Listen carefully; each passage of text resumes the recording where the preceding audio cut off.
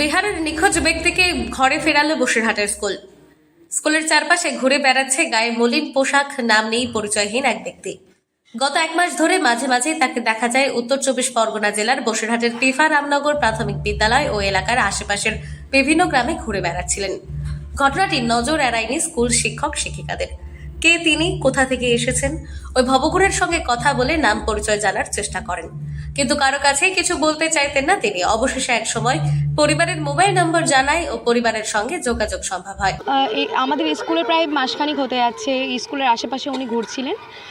আমরা হঠাৎই করে দেখি উনি একদিন এসেছেন, অনেক দূর থেকে বাচ্চারাও ওনাকে ডিস্টার্ব করার চেষ্টা করছেন। তা আমাদের স্কুলে আমরা যারা আছি, আমাদের সহশিক্ষক যারা আছেন, তারা একসঙ্গেই চেষ্টা করি যে বাচ্চাদেরকে এটা বলার জন্য যে ওনাকে যাতে ডিস্টার্ব করা না হয়, আর তার সাথে উনি যাতে মিড ডে মিলের খেতে পারেন এই জন্য সবাই মিলে ব্যবস্থা করি।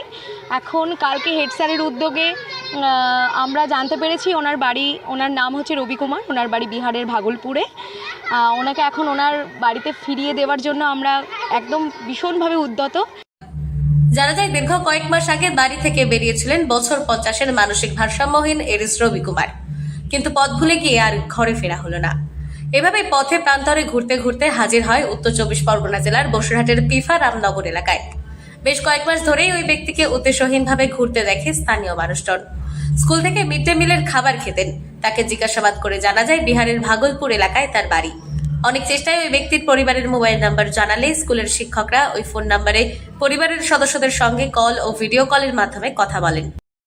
এদিন বিহার থেকে ওই ব্যক্তির পরিবারের সদস্যরা বসিরহাটে এলে তাকে পরিবারের হাতে তুলে দেওয়া হয়।